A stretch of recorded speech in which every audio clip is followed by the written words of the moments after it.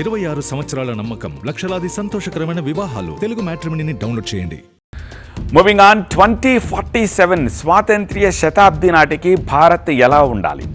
ప్రపంచ దేశాల వెనక నడిచే దేశంగా కాదు, ప్రపంచాన్ని ముందుకు నడిపించే శక్తిగా ఎలా ఎదగాలి? కేవలం పెద్ద ఆర్థిక వ్యవస్థగా కాదు, తయారీ నుంచి టెక్నాలజీ వరకు, వ్యవసాయం నుంచి రక్షణ వరకు, సముద్రాల నుంచి అంతరిక్షం వరకు ప్రతి రంగంలో ప్రపంచానికి దిశానిర్దేశం చేసే దేశంగా మారాలి.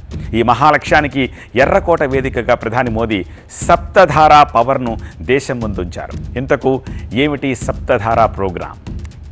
భారతదేశాన్ని గ్లోబల్ సప్లై చైన్లో కీలకంగా, సాంకేతిక శక్తిగా, రక్షణ పరంగా స్వావలంబన కలిగిన దేశంగా, ప్రపంచ మార్కెట్లో విశ్వసనీయ భాగస్వామిగా నిలబెట్టే 7 దిశలను మోదీ నిర్దేశించారు.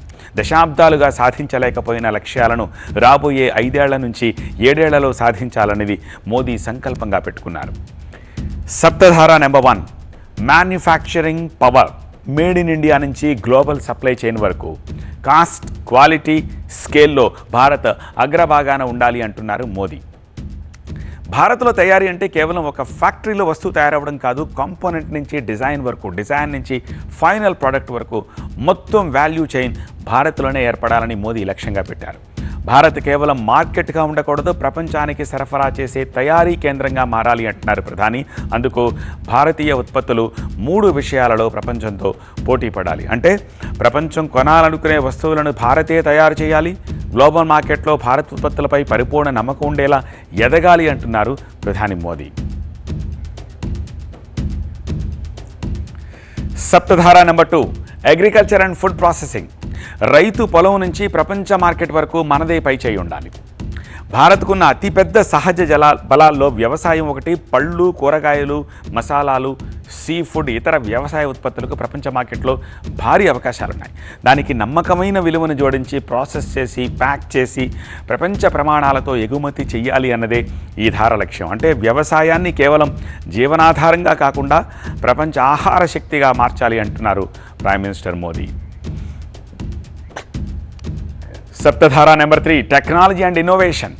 రాబోయే రోజుల్లో ప్రపంచ పోటీ కేవలం భూమి, సహజ వనరులు, మానవ వనరుల మధ్య ఉండదు. డేటా ఎవరి చేతిలో ఉంది? ఏఐని ఎవరు నియంత్రిస్తున్నారు?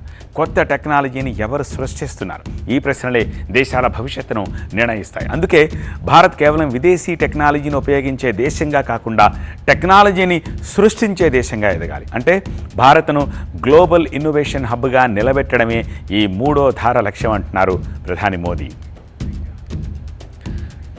సప్తధార నెంబర్ 4 గతిశక్తి. వేగంగా కదిలే భారత్, వేగంగా ఎదిగే భారత్.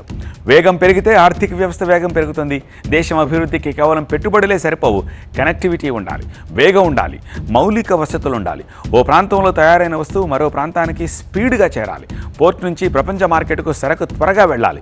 ప్రజలు, పరిశ్రమలు, సరకు రవాణా, ఇలా ప్రతి ఒక్క రంగంలో వేగం అందిపుచ్చుకోవాలి. అందుకే హై స్పీడ్ కనెక్టివిటీ, హైవేలు, కొత్త పోర్ట్లు, విమానాశ్రయాలు, బుల్లెట్ ట్రైన్ల వంటి మౌలిక వసతుల విస్తరణకు ప్రాధాన్యం ఇచ్చామంటున్నారు ప్రధాని మోదీ.